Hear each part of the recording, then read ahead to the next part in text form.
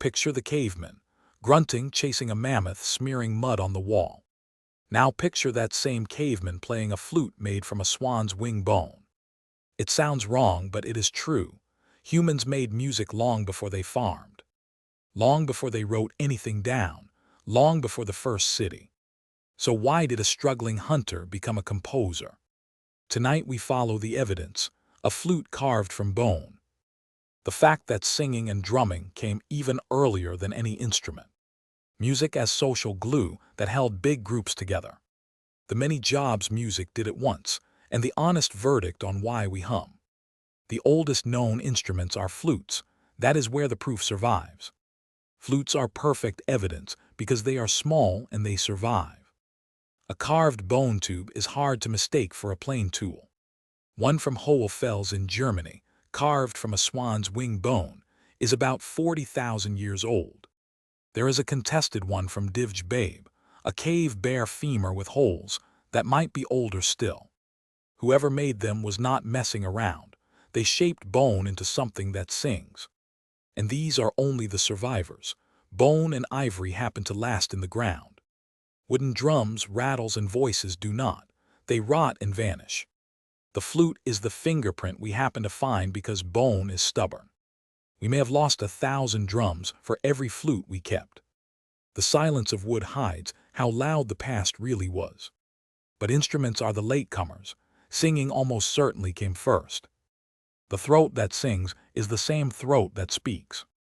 Maybe music and language grew up leaning on each other.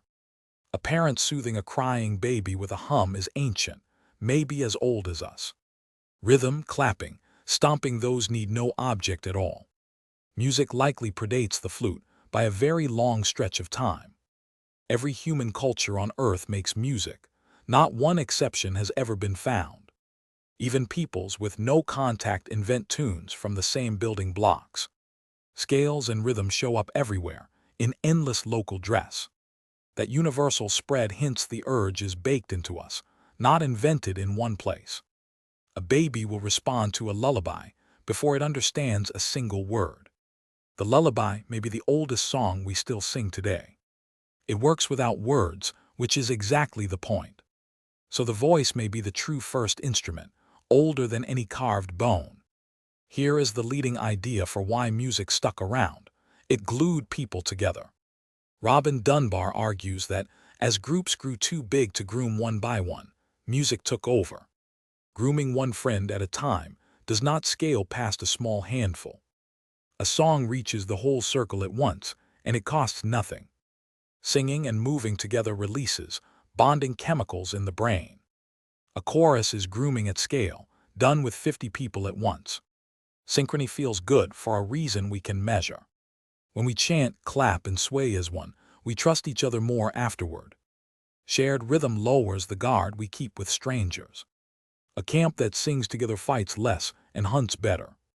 That trust is the secret ingredient of any large human group. Music lets strangers become a team long before there was a flag or a law. The beat is the spine of the group, not its decoration. Remove the song, and the band loosens at the seams.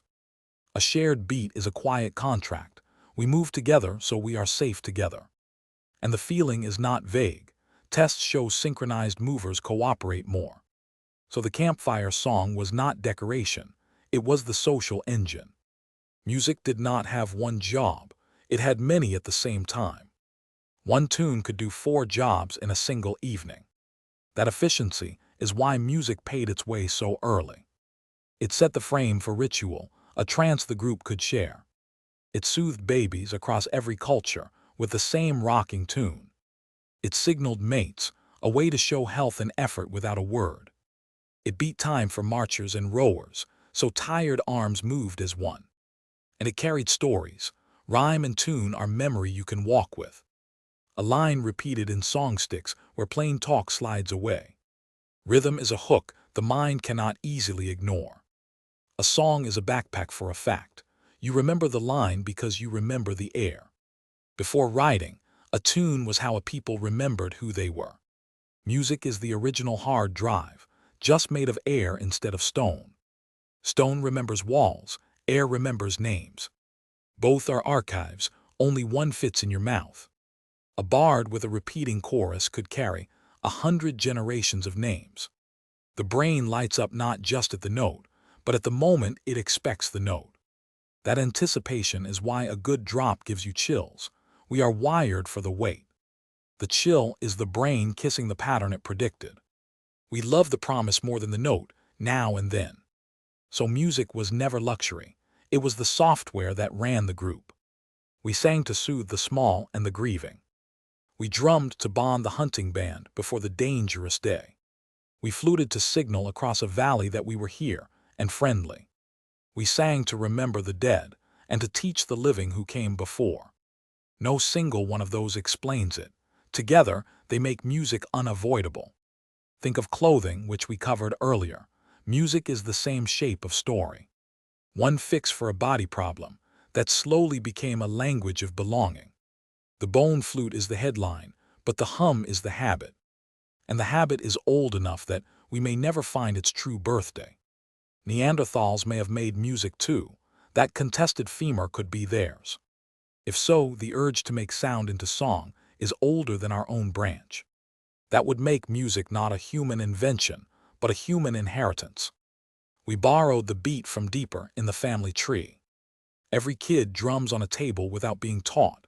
The lesson was inherited. Give a toddler a pot and a spoon, and the rhythm arrives on its own. No one teaches the first beat, it teaches itself. We do not learn music so much as remember it, faintly, from the species. The ear remembers what the hand forgets. Hum a tune from childhood, and the species hums with you. The voice, the beat, the tune, these are older than the town you live in. Older than the country, older than the farm, older than the wheel. So the next time a song will not leave your head, do not fight it. You are running very old software, and it is running just fine. The playlist in your head is older than any playlist you have made. Every repeat is a small echo of the first campfire. A flute from a swan's bone is a message across 40,000 years. It says, I was here, I felt a beat, and I wanted you to feel it too. That is not a primitive impulse. That is the most human thing we do. The grunting caveman is a cartoon. The singing one is the truth. We did not invent music to pass the time. We invented timekeeping with music. A beat is the first clock, and a song is the first story. Count a row of seeds by tapping them, and you have rhythm as math. The beat that bonds a group is the beat that measures the day. So why did humans start making music? Not for one reason. We sang to soothe, drummed to bond, fluted to signal, and sang to remember. Music was never the extra. It was the operating system of being us. Next time a song gets stuck in your head, think a flute carving ancestor. Which surprised you most? The bone flute, the singing baby, or music as our first network? Drop a number in the comments, and subscribe for more of who ancient humans really were.